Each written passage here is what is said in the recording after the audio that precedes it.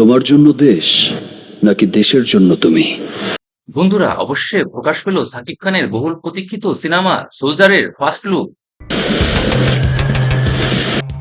এই soldier cinema নিয়ে ভক্তদের আগ্রহ এখন তুঙ্গে।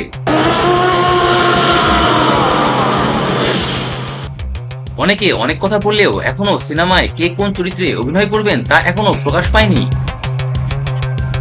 সিনেমাটি নির্মাণের সর্বোচ্চ গোপনীয়তা রক্ষা করা হচ্ছে।